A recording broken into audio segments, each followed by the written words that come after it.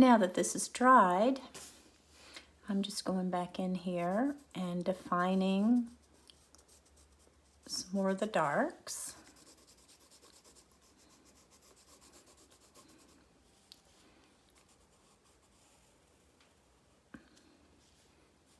This is totally optional, of course. If you don't want to do this, it's fine. But if you want to practice drawing, and everyone really should practice drawing, really suggest that you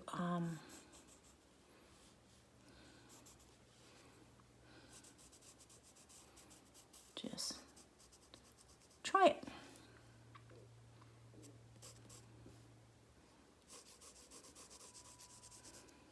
And we're not taking this drawing to completion. This is just a value study.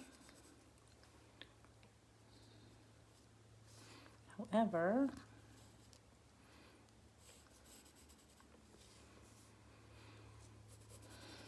we are defining the darkest darks now. I am darkening some places even darker, just to give that illusion that it is behind. And that really helps when you're defining form. Sometimes you do have to exaggerate things to make them appear more realistic.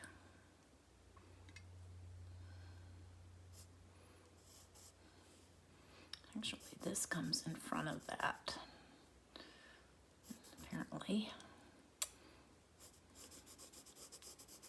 So I'm taking this to a much higher level than you need to just for a value study. But once I get started, it is very hard to stop. And I'm holding this pencil very lightly, very lightly.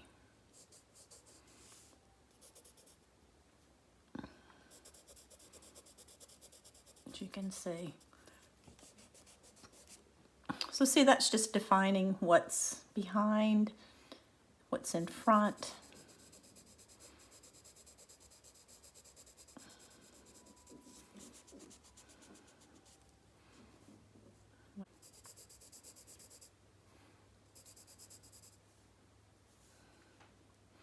And this I've changed a little bit here. It's a little different than what you're actually seeing in the painting.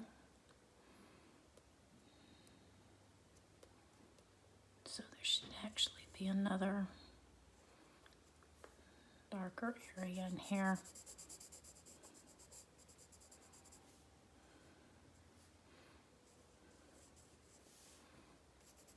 It looks a little better. This has a beautiful curve to it. So the kind of things you want to pay attention to, just so that you can, there's something going on here as well. I think we've got another something going on in here. Need to break this up a little better.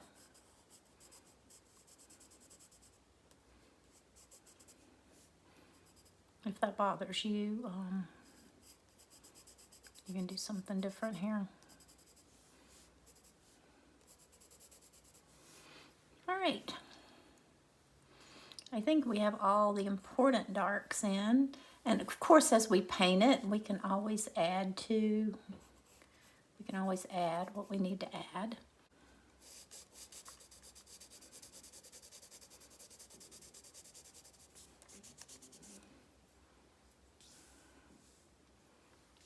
Maybe we'll leave that way.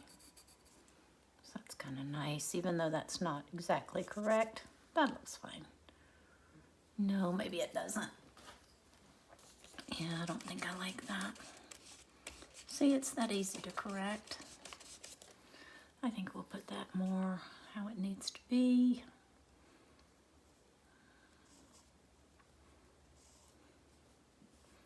So I think it doesn't come up quite that far. It comes more like up to about here. And then about like that. And this will just make that a shape. And actually that comes down like that, doesn't it? Oh, that looks better. That's better. I want this more rounded. And I talk to myself when I draw, and I talk to myself when I paint. And that helps to get me, it helps me to know what I'm doing and where I'm going. And that is a very large, I think we need to make this come out more to about right there. To minimize this and make this a little larger here as well. I think I like that better. This big long thing is bothering me. So just correct it. If it bothers you, just correct it.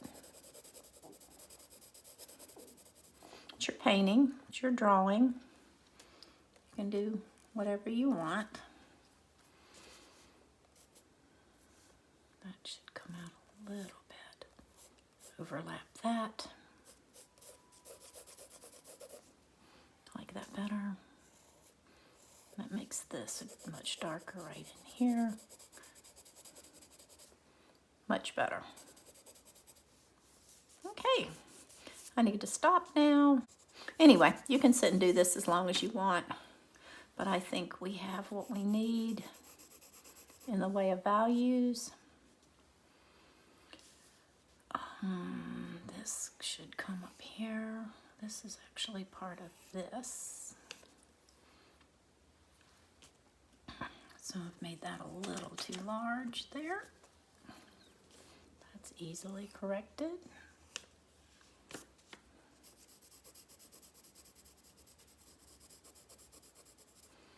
All right, so our darkest darks are in place. That's what's important.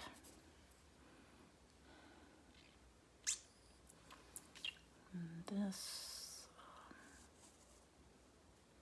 comes up a little higher there. And more rounded. All right. That's too heavy.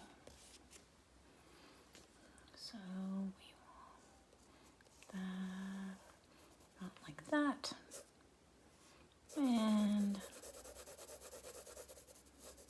there you go. All right, we're ready to paint. And now I'm just adding highlights with the masking fluid. And if you're a fan of masking fluid, then you know that it's tricky to use masking fluid properly. The best way I found to do masking fluid, first of all, you always want to pour it into a separate container, and you always want to put the lid back on your masking fluid after you've poured it out so that your masking fluid doesn't deteriorate quickly. So I'm just going to highlight where I see in my drawing and in my painting that I'm looking at, the highlights of where the light would be hitting the tops of these petals. And I'm not going to highlight everything, just a little bit here and there, just to separate the petals. And the light source is coming, the first thing you always want to do is determine your light source and where your light source is coming from. And in this painting, it's coming from the top. So the light's hitting the edges of the leaves or the petals.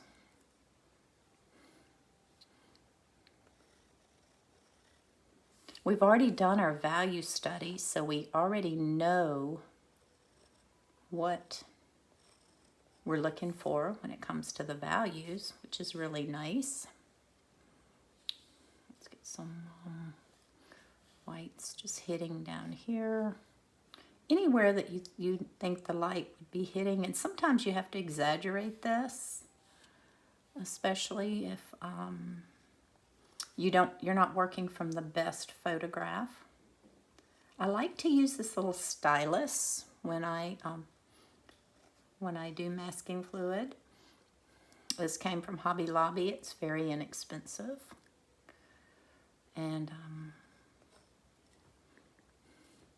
seems to work the best for me most of the time. I do use other tools for putting on masking fluid. And you know, if I overdo this, it's not a problem. I can always knock it back. So I'm not worried about overdoing it.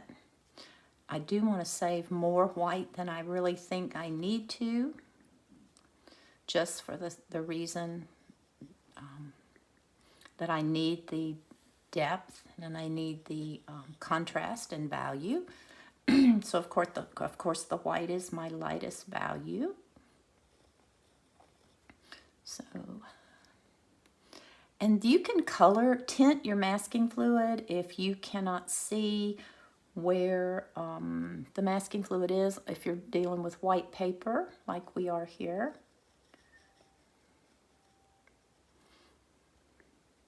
But if I hold my head a certain way, I can pretty much see what I've already done. So it's not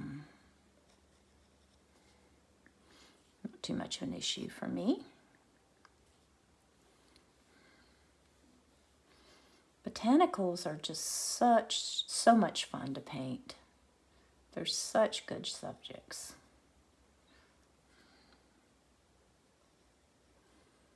We don't want to highlight every top of every petal, because then it looks too uniform.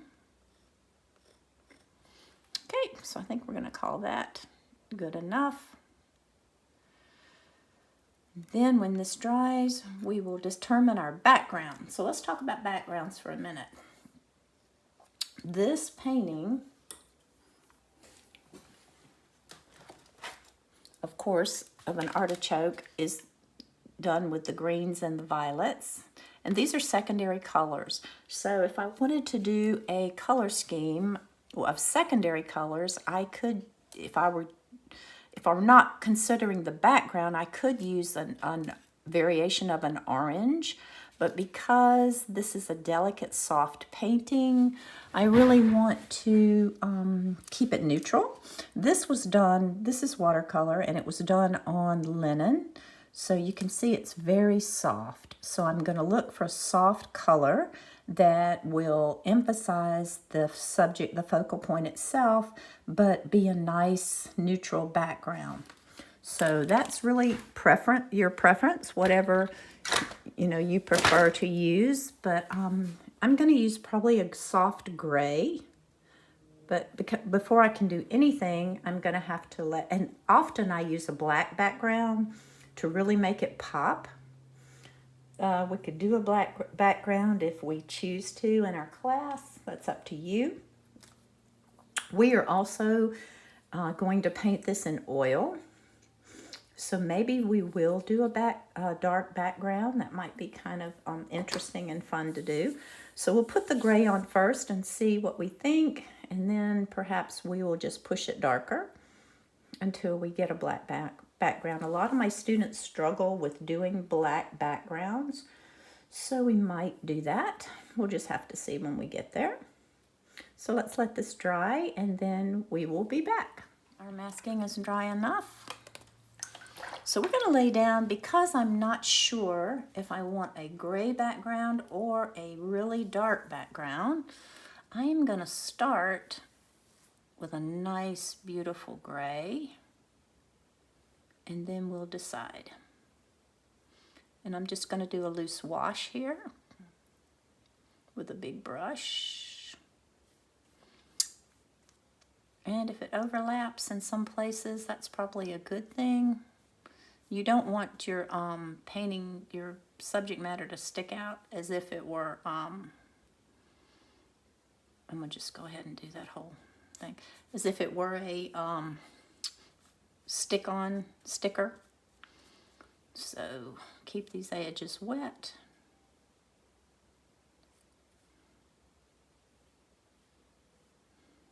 It's a Daniel Smith color called kyanite. But you can mix a beautiful gray, and we will mix a beautiful gray in our class, so you can see how to do that. It's just a blue gray.